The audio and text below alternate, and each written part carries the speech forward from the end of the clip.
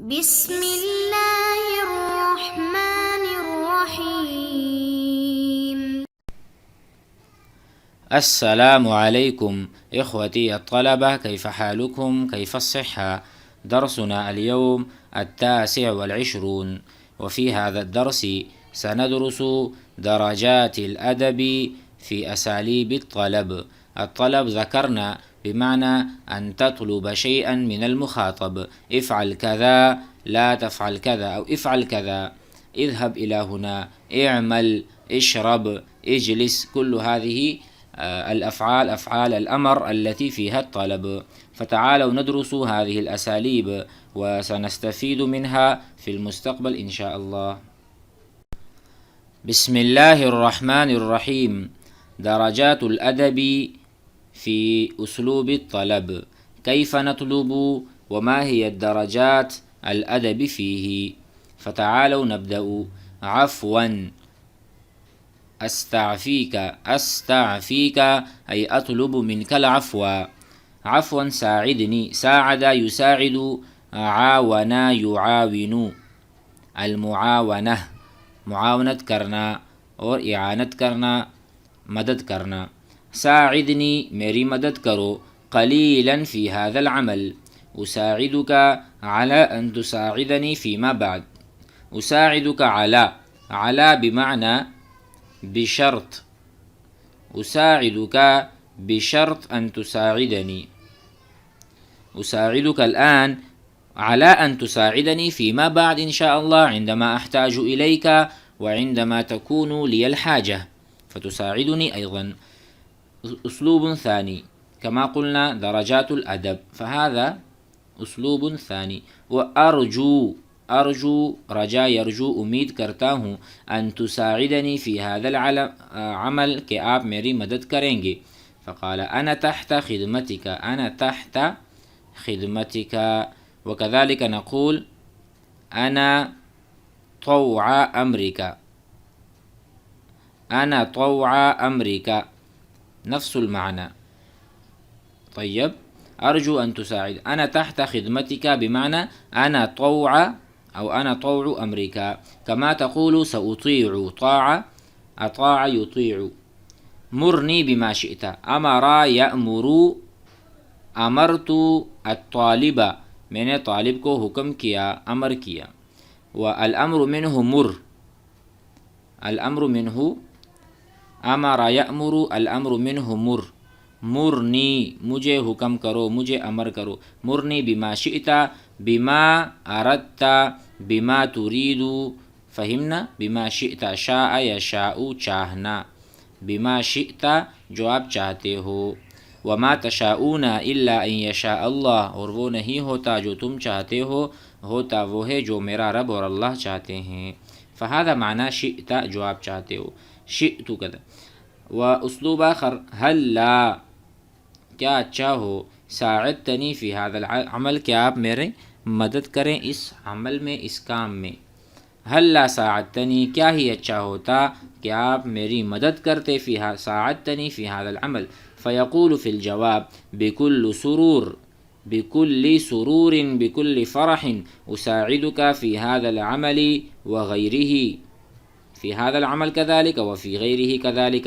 أنا مستعد للعمل. أنا مستعد للمساعدة، للمساعدة والمعاونة. للمساعدة مدد کے لیے. ثم تمهل في صعود السلم لئلا تنزلق. تمهل بمعنى بالمهل، يعني بالهدوء، بالهدوء آرام سے. هدأ يهدأ، المصدر الهدوء. في هذه الغرفة هدوء تام، اس کمرے میں بہت زیادہ خاموشی اور سکون ہے. فی هذه الغرفة هدوء وسکون. فمن هنا تمهل بمعنى المهل، بمعنى السكون والهدوء. تمهل في صعود السلم. صعود صعد يصعد، چڑھنا. اوپر چڑھنا، فی صعود السلم، سلم بمعنی سیڑھی، سیڑھی.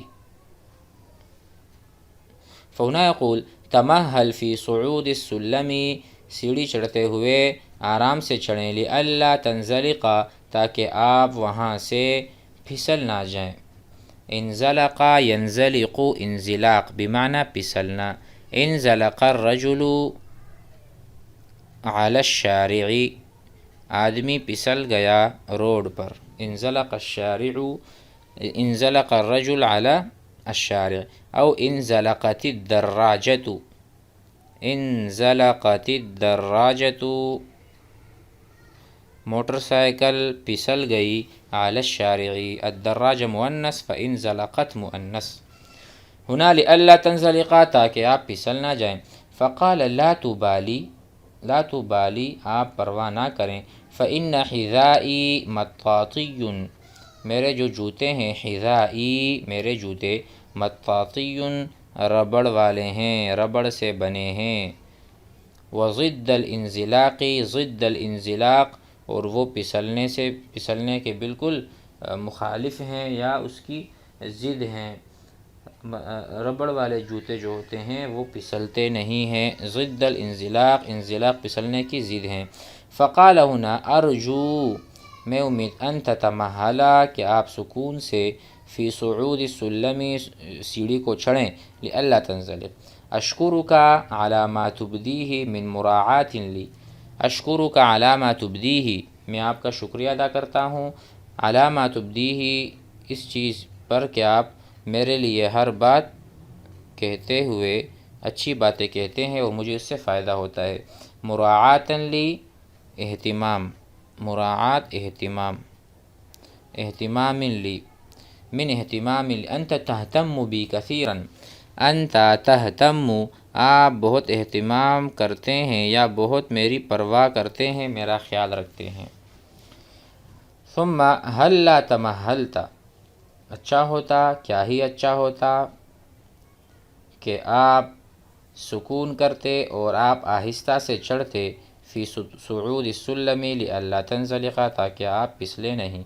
وما لیا لا اتمہل، وما لیا، اور مجھے کیا ہو گیا ہے، وما لیا، مجھے کیا ہو گیا ہے، لا اتمہل بمعنی لا اہدأ، ہدأ یہدأ والہدوء، لا اہدأ، میں سکون نہیں کروں.